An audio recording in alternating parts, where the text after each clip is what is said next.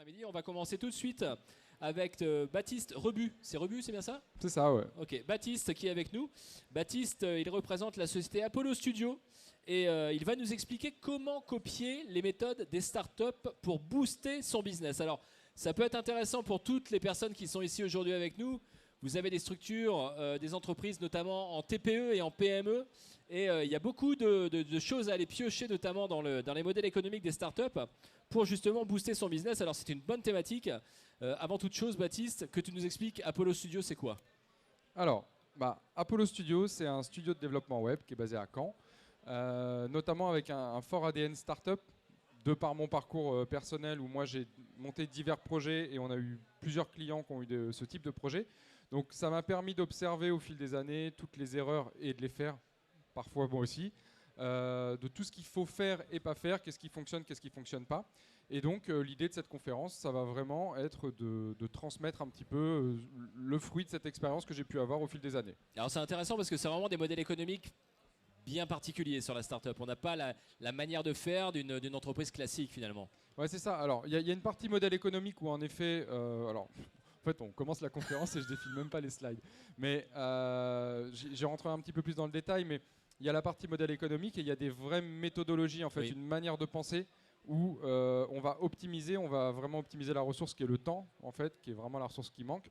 Et donc, c'est ça que je vais essayer d'expliquer un petit peu, de transmettre. Ce sera on ne pourra pas rentrer extrêmement dans le détail sur une conférence de ce temps-là, mais l'idée c'est de passer au moins des grandes idées et après que les personnes que ça intéresse puissent venir nous rencontrer pour en parler un peu plus. Let's go, c'est parti. Let's go. Yes. Est-ce que ça va marcher? Vers le bas. C'est ce que je fais. Ouais. Ok, parfait. Alors. Ça c'est toi. Ça c'est moi. Donc, je refais la petite présentation. Donc moi ça fait 8 ans que je suis fondateur d'Apollo Studio. Donc on travaille grosso modo dans le digital au sens large, c'est-à-dire qu'on travaille sur des thématiques de développement, mais comme je disais avec un ADN startup, SaaS, donc SaaS c'est tous les logiciels par abonnement, Mailchimp par exemple, pour ceux qui peuvent connaître, c'est un SaaS. L'idée c'est de s'abonner à un service en ligne. Voilà. Donc ça c'est des demandes qui sont très courantes aujourd'hui, c'est de plus en plus tendance de travailler avec ça. Pour plein de raisons, la récurrence des revenus, le modèle très très scalable. Donc voilà, ça c'est vraiment quelque chose qui est très important et ces méthodologies-là, on peut les réutiliser pour nous, pour notre business justement, plus traditionnel.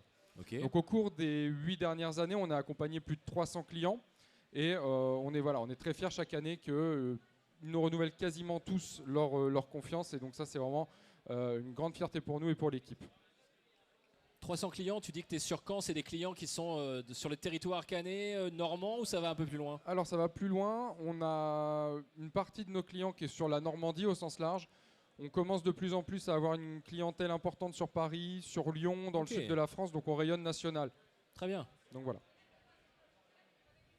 Allez, je vais y arriver, voilà.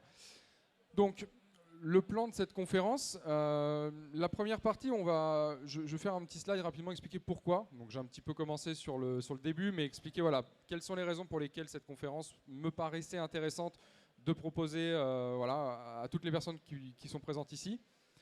On aura une partie, la première partie qui va être sur le marketing et l'acquisition, donc il y a un vrai sujet en fait quand on lance un business, c'est comment je vais trouver mes clients, comment je donne le bon message. Ensuite, on parlera de la partie technique. Donc, on verra, c'est souvent un peu la bête noire, c'est là où le budget passe. Mais il y a des moyens d'économiser et de ne pas justement dépenser tout son budget sur cette partie-là. Et on terminera par quelle stratégie, quel type de projet je peux m'adresser en fonction de mon business. Donc, l'idée, c'est de rester cohérent par rapport à un business. Et les fourchettes que je donnerai sur la fin, c'est par rapport nous à la typologie de projet qu'on peut rencontrer, qu'est-ce qui est cohérent, qu'est-ce qui ne l'est pas. Un vrai challenge là, hein. Tu as 4 points importants, tu as 20 minutes. Je vais essayer d'être condensé, ouais. Mais tu peux dépasser. Ouais, on va y arriver. Alors déjà, pourquoi choisir cette conférence? Déjà, c'est pour démystifier quelque chose. Les startups, c'est pas de la magie noire. Elles utilisent des méthodes qui sont innovantes, mais on peut tous réutiliser, quel que soit notre business, qu'on soit consultant, qu'on travaille dans une entreprise de service, qu'on travaille qu'on ait un commerce, un e-commerce même. On peut réutiliser les méthodes des startups et les mettre à profit de son propre business. Deuxièmement, c'est aussi pour éviter les pièges classiques. Je t'en parlais un petit peu avant la conférence très très rapidement. Moi, j'ai vu pas mal d'erreurs dans lesquelles quelques clients ont pu tomber. Je suis tombé aussi dans certains pièges. Donc l'idée, ça va être de voir aussi comment on peut éviter au maximum de tomber dans ces problématiques. On verra aussi comment préserver son budget au maximum et bien le dépenser. Donc on verra la notion de budget et de temps. En fait, les deux sont liés en général. Voilà, le temps, c'est de l'argent, on dit souvent, mais c'est encore plus vrai au début d'une entreprise où on a un peu une date de mort annoncée. Et voilà, en général, on investit un budget et le but, c'est de devenir rentable avant que ce budget soit dépensé. Tout à fait. Donc plus on économise, mieux c'est. Et quelques petits bonus, je donnerai des petites références de choses qui peuvent être en plus et qui peuvent être intéressantes. Ok. Donc, on commence par marketing et acquisition. Alors, j'expliquerai le rapport avec la petite image en deuxième point. Mais déjà, quelque chose qui est extrêmement important en marketing en général, donc ça paraît très bateau de le dire, mais souvent on oublie en fait tout simplement de le faire, c'est de se mettre à la place de son client. Très régulièrement, on va se dire « Ah bah tiens, je vais communiquer, je vais parler de mon produit ». Et en fait, on ne va pas se poser de la question de quelle est la problématique réellement de mon client. On va avoir sa propre vision des choses, on va penser que c'est ça qu'il faut dire, on va parler de son produit. Et honnêtement, quand je vois sur LinkedIn très régulièrement des gens qui disent oui, bonjour, je fais ça, n'hésitez pas à me contacter. Franchement, si ça dépasse les 3-4 likes des copains, c'est déjà bien.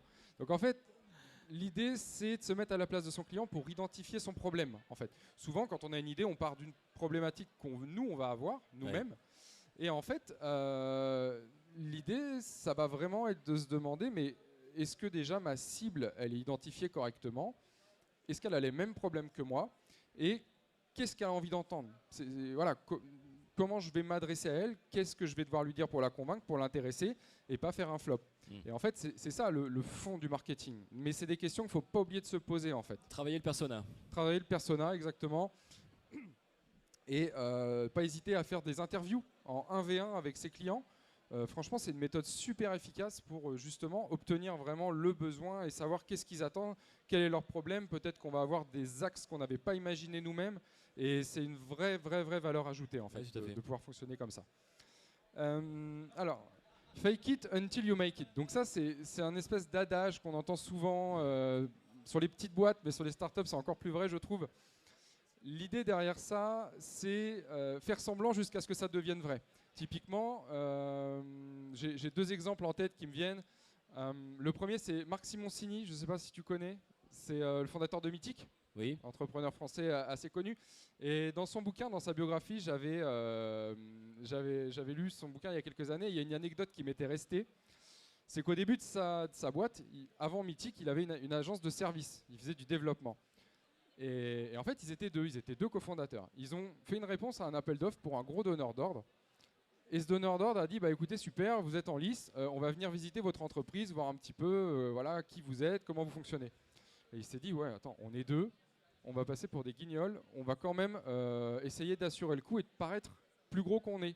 Alors, ils avaient les compétences, hein, ils assuraient le coup techniquement, mais paraître quand même plus gros qu'on est. Et du coup, il a appelé tous ses copains. Et il les a fait venir le jour où ils venaient avec leur ordinateur. Et en fait, ils sont parus pour une boîte de 20 personnes. Et c'est passé, et le projet s'est bien passé. Mais voilà, c'est vraiment cette logique d'être un peu malin, de ne pas hésiter parfois. Voilà, la deuxième anecdote, c'est... la vérité si je mens deux quand il faut.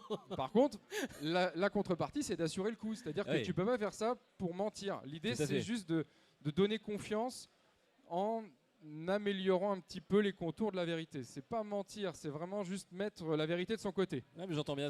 Alors, on en parlera tout à l'heure. Moi, je travaille dans une entreprise de technologie et on crée des solutions de technologie de traçabilité. Et on a été primé à Paris, juste pour l'anecdote, sur un salon européen avec une solution innovante qu'on avait déjà annoncée il y a 1 an et qu'on va commencer à produire à la fin de l'année. Mais elle existait déjà visuellement, un proto. Et voilà, exactement. Donc là, tu as un petit poil spoiler la suite, mais c'est très bien, ça me fait une super amorce. C'est parfait, franchement merci. Le troisième point où je voulais insister, c'est mesurer l'efficacité. Pareil, pour rester dans les exemples, c'est plus parlant. Tu mets un panneau publicitaire au bord d'une route, il va te coûter 1000, 2000, 3000, 5000, 10 000 euros, ça dépend de l'emplacement, ça dépend du panneau, ça dépend de plein de choses. Par contre, je mets au défi quiconque de mesurer combien ce panneau lui a rapporté de chiffre d'affaires dans son commerce. Et en fait, l'avantage qu'on a avec le web aujourd'hui, c'est que on a des vrais moyens de mesurer. Alors Google Analytics, Matomo, là il y a des solutions techniques, c'est pas l'objectif de présenter tout ça, mais l'intérêt c'est de se dire ok, je fais de la publicité sur LinkedIn, je fais de la publicité sur Google, je fais de la publicité sur Instagram, je vais pouvoir mesurer 1 euro investi ici me ramène tant, 1 euro investi ici tant, ici tant. Et l'avantage de ça, bah, c'est qu'en fait je vais juste mettre mon budget là où 1 euro me ramène 10 et pas là où il me ramène 2. Et c'est vraiment ça l'intérêt de mesurer l'efficacité et d'analyser la donnée. En fait, souvent, on va s'arrêter un petit peu trop vite. On va dire « Ah, j'ai tant de visiteurs sur mon site, c'est super. Ouais. » Bah, aller plus loin, mesurer ce qu'on appelle les conversions, dire « Un visiteur est venu, il m'a contacté. » Ça peut être juste ça, déjà, dans un premier temps, c'est déjà bien. Mais au moins, j'ai un indicateur de dire « Ma campagne m'a ramené tant de contacts, tant de leads. » Voilà. Et donc ça, c'est super important. Et le dernier point, alors c'est un peu le Graal, créer sa communauté. Je vois notamment régulièrement des projets de personnes qui vont lancer des campagnes participatives.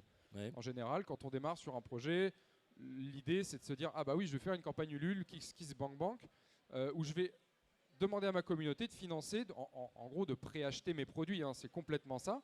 C'est une très bonne logique. Par contre, si tu n'as pas de communauté, bah, en fait, tu vas faire un peu un flop. Donc, avant même, enfin ça c'est un conseil, mais avant même de pouvoir commencer à commercialiser et à parler de son produit, si on peut déjà fédérer une communauté autour d'une thématique, c'est déjà super parce qu'en fait cette communauté, ensuite quel que soit le produit, elle va nous suivre. Quand on voit les influenceurs au bon sens du terme, oui. Parce qu'en ce moment c'est un peu débat, mais les youtubeurs qui vont lancer des financements participatifs, ils explosent les scores parce qu'en fait leur communauté, quel que soit le projet qu'ils lancent, si elle est en rapport avec les valeurs qu'ils ont créées et la communauté qu'ils ont créée, ils vont suivre. Et donc en fait ça c'est une vraie valeur ajoutée. Donc ça peut même des fois être intelligent de créer sa communauté avant. De lancer son produit. Tout à fait. Donc petit bonus, donc la newsletter, j'ai pas mis d'exemple, mais c'est juste quelque chose qui est important, c'est quelque chose qui coûte pas cher pour maintenir le lien, proposer voilà, des éléments. Dans les newsletters, souvent on a tendance à vouloir vendre un petit peu trop ses produits. C'est bien aussi d'amener de la valeur aux gens et d'augmenter la valeur perçue qu'on a auprès d'eux. On va aimer recevoir une newsletter dans laquelle on apprend des choses. Et s'il y a un petit peu de vente en fin de newsletter, c'est pas très grave. Ouais, tout à fait. Mais faire que de la vente dans une newsletter, c'est pas toujours la bonne idée. Et donc l'exemple que j'ai choisi sur les 2 bonus, c'est une page de préinscription. Donc c'est un petit peu la même logique qu'on peut avoir sur un financement participatif, mais là on va le faire nous-mêmes sans plateforme, c'est-à-dire qu'on va faire de la prévente très simplement, mais c'est quelque chose auquel on ne va pas toujours penser. Typiquement j'ai pris un produit un petit peu au hasard en réalité, mais il y en a beaucoup qui le font, et ce produit-là n'existe pas encore, il est en fabrication, il n'est pas sorti, mais la marque a déjà commencé sa communication, a déjà commencé à le vendre, à le pré-vendre, et en fait on génère déjà des premiers revenus, ou en tout cas là ça peut être une file d'attente, donc une whitelist. En plus on peut donner un côté un peu exclusif au fait d'être dans la whitelist, mais on peut aussi faire des préventes. C'est le principe de la campagne participative, mais oui. C'est un bon moyen de faire du chiffre d'affaires.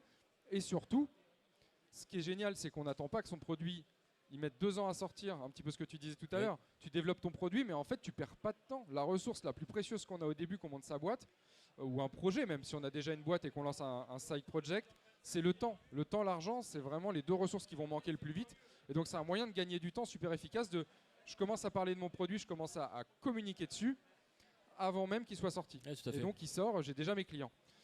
Et deuxième argument super intéressant, c'est qu'en fait on va commencer à pouvoir tester des argumentaires commerciaux. Et quand mon produit sort, je sais déjà comment le vendre. Au-delà d'avoir déjà prévendu des choses, je sais que je vais pouvoir... tel argumentaire va intéresser ma clientèle, telle manière de présenter va pas intéresser ma clientèle. C'est quoi, c'est le A/B testing ça, c'est ça? Ouais, alors on peut faire de l'A/B testing ou on peut faire plusieurs landing pages. Donc des landing pages, c'est... les professionnels du marketing ne seraient pas d'accord, mais pour vulgariser un petit peu, c'est des pages de vente, on va dire, où tu vas arriver dessus avec un message différent. C'est les pages d'atterrissage. On atterrit suite à, on a été glané sur les réseaux, on envoie sur une page d'atterrissage sur les gens lesquels s'enregistrent. Exactement. Okay. Et là, tu vas pouvoir mesurer sur ces pages-là et voir la manière dont les gens réagissent à tel argumentaire. Et peut-être que tu vas mettre en avant au départ un aspect du produit où ça va faire un flop, mais un autre aspect du produit où là, ça va être super. Et en fait, dès le départ, tu vas avoir de la data et ton produit n'est pas sorti. C'est quand même super d'avoir ces infos-là. Ça permet justement derrière de focuser vraiment sur les points les plus importants du produit qui vont permettre de convertir. Exactement, et tu peux en même temps, sur la création de ton produit, tu peux dire ok, ça c'est super important parce que j'ai vu que mes argumentaires sur ces sujets-là fonctionnent. Peut-être par exemple tu vas mettre un argumentaire sur le fait que ton produit soit bio et c'est ça que ton audience attend. Bah, peut-être qu'en fait ton packaging, tu vas quand même réfléchir au fait qu'il retranscrit cet argumentaire-là pour que derrière sur un espace de vente physique, bah, ce que tu as glané comme info sur le web, ça va être aussi un peu les mêmes arguments dans la vraie vie. Ça reprend les éléments d'information que tu disais tout au début, c'est-à-dire connaître sa cible, son persona, et là on a vraiment des retours qualifiés qui nous permettent de changer, de modifier le cours du produit, comme tu le disais avec le packaging ou la conception. Ouais. C'est exactement l'idée. Donc vraiment, pensez ne pas faire l'erreur classique d'attendre que son produit soit sorti avant de le vendre. Enfin, ça paraît un peu évident une fois qu'on en parle, mais très souvent, je développe, et au bout de 2 ans, je suis épuisé en plus. J'ai pas d'engouement, j'ai pas de communauté, j'ai rien. Et là, je repars dans un marathon de commencer à le vendre. Si on peut déjà avoir fait les deux en même temps, c'est super. C'est mieux, c'est sûr. Alors, yes. Paf, paf, paf. Est-ce que ça va marcher? Oui, non, peut-être. Ok, ça marche. Donc, la deuxième grande partie de la conférence, c'est la partie technique. Donc, comme je disais rapidement tout à l'heure, c'est souvent un petit peu la bête noire.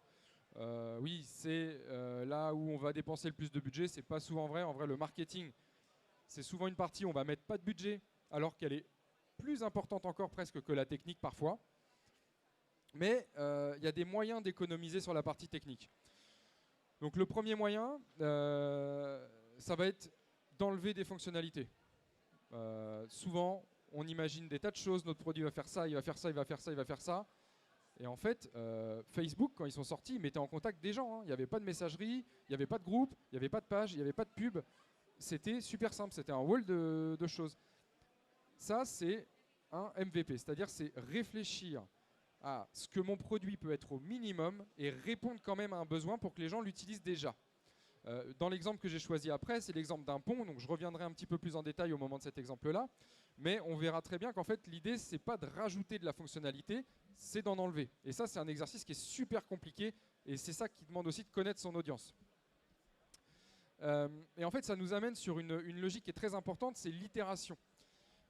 Itérer, la base du succès, c'est-à-dire que tu as ton MVP, tu as ta première version de produit. Elle n'est pas parfaite, en fait. Mais elle est là, elle existe, les gens l'utilisent. Et tu vas commencer à capter des retours, en fait, de ce que vont te dire tes premiers utilisateurs. Et ça, c'est de l'or en barre, en fait, ces retours-là. Et ils vont te permettre, derrière, de prioriser, de savoir où tu vas, avoir affiné ta vision produit à partir de ton marché. C'est pas à partir de toi, dans ta chambre, tout seul, qui crée ton produit et ton idée du monde idéal, c'est le marché, il a dit ça. Et donc, des fois, tu vas lancer ton MVP, le succès est mitigé, et à un moment donné, tout le monde te demande la même fonctionnalité, tu l'ajoutes, et là, tu vas commencer à décoller. Bon, je simplifie un peu, hein, ça se passe jamais vraiment comme ça. Dans l'idéal. Dans l'idéal, mais tu vois l'idée. Ensuite, j'ai fait une petite partie sur le no-code. Alors pourquoi qu'est-ce que ça vient un peu faire là, le no-code? Le no-code, ça fait débat. Il y a des développeurs qui disent oui, non, mais le no-code, voilà. Moi, j'ai un avis plus mitigé sur ce débat, enfin plus réservé. C'est-à-dire explique-nous peut-être ce qu'est le no-code. Alors, pour les néophytes. Le no-code, c'est une manière de développer sans savoir développer. C'est-à-dire que c'est des outils qui vont nous assister pour, par exemple, construire une première version d'un outil avec des connaissances techniques minimales. Je ne dis pas qu'il ne faut pas de connaissances, il faut un petit peu de formation, mais c'est beaucoup plus accessible que le code. C'est comme peuvent l'être Divi ou Elementor pour les WordPress, par exemple, pour un WordPress, on peut commencer comme ça. Si on veut développer un logiciel qui va faire des fonctionnalités, ça peut même être un Excel, hein, des fois. Enfin, un Excel, déjà, ça peut remplacer beaucoup de choses pour faire ton MVP tester, en fait, et que ça ne te coûte pas cher. Après, tu as des outils plus avancés comme Bubble qui vont permettre d'aller un peu plus loin et de réfléchir à l'interface utilisateur, etc. Le gros avantage, c'est que tu vas pouvoir sortir quasiment tout seul, en tout cas en te formant à moindre coût. À un moment donné, il faut aussi pas avoir peur des fois d'investir dans le fait de se former. Une formation à 500 € pour derrière comprendre ce qu'est le no-code et pouvoir utiliser et sortir ta première version de produit, c'est quand même intéressant. L'avantage de ça, c'est que tu vas pouvoir tester ton marché, avoir des retours, mais à un moment donné, alors peut-être qu'il y a des gens qui ne seront pas d'accord, mais à un moment donné, tu vas te retrouver avec un plafond de verre où tu as des fonctionnalités où tu vas être un peu bloqué, des comportements spécifiques de ton produit où tu vas être un peu bloqué, et il va falloir potentiellement passer à du code. Mais moi, je me mets côté agence. Un client qui vient me voir en me disant, écoutez, moi j'ai fait ça en no-code, j'ai déjà des utilisateurs, par contre, j'ai ça que je ne peux pas faire en no-code, mais tout le reste, c'est fait, je connais mon produit, j'ai ma vision, et vous avez mon cahier des charges, c'est ça. Bah, en fait, on ne va pas se planter, et on va avoir un produit qu'on va développer, on ne va pas faire 36 allers-retours, ça va fonctionner nickel, on a juste à recopier et ajouter des fonctionnalités. Donc ça, c'est un vrai bon moyen quand on démarre, en général un peu sans budget, de commencer à tester son produit. Et donc en bonus, donc le framework ICE, je ne sais pas si tu as déjà entendu parler. Vas-y, je t'écoute. Donc c'est un framework, donc Impact, Cost, Ease. Je ne vais pas rentrer beaucoup dans le détail, mais c'est une manière de fonctionner qui te permet de mesurer sur chaque fonctionnalité quel impact elle aura sur ton produit, quel coût elle va avoir et quelle facilité ça va être de la faire. Donc la facilité, ça peut être le temps, par exemple. Oui. Toi, tu as le coût et le temps. Et tu vas donner une note sur chacun de ces impacts et ça va te pondérer une note et c'est ta liste de priorités de fonctionnalités à développer. Sympa. Voilà. Donc après, tu peux pondérer en fonction, tu peux dire l'impact, il vaut double, par exemple. Mais c'est une méthode rationnelle pour dire je développe en priorité les fonctionnalités intéressantes. Donc par exemple, une petite fonctionnalité qui est facile à faire, qui n'a pas un gros impact, mais qui coûte pas cher et qui est rapide à faire, bah on va peut-être la mettre en priorité, autant la passer en premier. Tout à fait. Voilà. Donc c'est une méthode pour prioriser les développements qu'on veut faire. Framework ICE. Je sais pas où il faut que je vise. Ah Si, d'accord, si. c'est là, ok. Donc je reviens un petit peu sur l'exemple du MVP parce que ça c'est quelque chose de très très important. Et avoir ça en tête, c'est économiser un temps et des ressources incroyables. Là dans l'exemple, on prend l'exemple d'un pont. Un pont, qu'est-ce que ça fait? Ça traverse une rivière. À un moment donné, l'usage de base, c'est ça. Au début, on y va à l'économie, on fait avec les moyens du bord, on met une planche. Ok, on traverse le pont. Par contre, bon, bah voilà, ça a ses défauts, c'est pas très large. Il y a peut-être un ou deux passagers qui va tomber dans la rivière. Mais ça fait le taf. Mais ça fait le taf, tu vois. Après, tu te dis, bon, bah voilà, on va éviter qu'il y en ait qui tombent. On va mettre quand même peut-être 2 planches, ça va être un peu plus large. C'est mieux. Donc on a fait une itération, on a évolué. Mais on reste dans une logique de pont, on traverse la rivière, c'est toujours l'objectif. Troisième étape, bah maintenant on veut faire passer une voiture. Donc voiture, ça va peut-être être dire, on va gérer un plus gros volume de données, on va gérer plus de cibles, plus d'utilisateurs différents. Et donc bah, on va élargir, on améliore notre pont, mais c'est toujours un pont. Et il sert toujours à traverser une rivière qui va peut-être être plus grande. Et quatrième étape, bon voilà, à un moment donné c'est toujours la même chose, mais on va rajouter des rambardes et on peut passer à pied, en voiture, etc. Donc c'est vraiment ça la logique d'un MVP, c'est identifier c'est quoi mon besoin, qu'est-ce que mon produit va faire, quel est le minimum des choses que je peux faire pour qu'il ait déjà un intérêt pour mes utilisateurs. Même s'il n'est pas parfait, ils y verront déjà un intérêt. Et je prends des retours et j'améliore mon pont à chaque fois. Donc voilà, c'était un petit peu ça l'exemple derrière le MVP. Itérer, c'est améliorer. Itérer, c'est faire des essais dans le but de s'améliorer. C'est ça. C'est un petit peu c'est Et donc, bon, alors là... Toujours les bonnes images, toi. Ça, et encore, celle-là, j'ai pas fait avec de l'IA. Il y a une autre présentation que j'ai fait avec l'IA, mais celle-là, j'ai pas encore fait avec de l'IA. Mais en tout cas, bon, cette slide-là peut faire débat, mais je voulais donner un peu des ordres d'idées de budget. À partir de quel moment c'est cohérent ou c'est pas cohérent, en fait, de s'adresser à une agence par rapport à un développement. Là, je prends le cas de projets courants qu'on peut avoir. Donc, entre 0 et 10 000 euros. Donc, je parle en hors taxe, mais voilà, c'est des fourchettes, c'est des râteaux que je donne. Est-ce que 0, ça existe vraiment? Bah 0, tu fais du no-code et t'apprends. Ouais, ça te prend quand même du temps, donc ça a une certaine valeur finalement. Ah bah voilà, c'est pas du 0-0. Moi, alors, je mets 0. En vrai, j'aurais pu mettre 2000 par exemple. Ok. Bon, mais c'est vraiment pour se dire entre 0 et 10 000.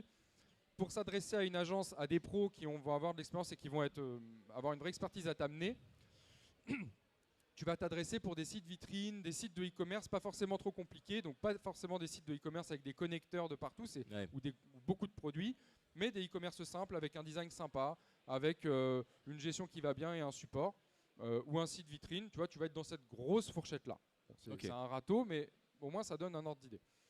Ensuite, entre 10 et 20 000 euros en général, tu vas trouver un peu la partie e-commerce MVP. Donc e-commerce un peu plus compliqué, avec plus de produits. Peut-être qu'on va aller se connecter à un Sage. On va mettre un connecteur Sage. On a le cas d'un client là, voilà, où on connecte en direct ses stocks avec un connecteur. Voilà, le e-commerce. C'est quoi un connecteur Sage pour ceux qui ne sont pas du métier? Alors, un Sage, c'est un ERP où le client va gérer ses stocks parce qu'il a des produits qu'il gère en physique et en même temps, il veut que les stocks soient à jour sur son site. Donc voilà, mise en place d'un connecteur, etc. etc. Et un MVP. Donc MVP, on en a parlé juste avant.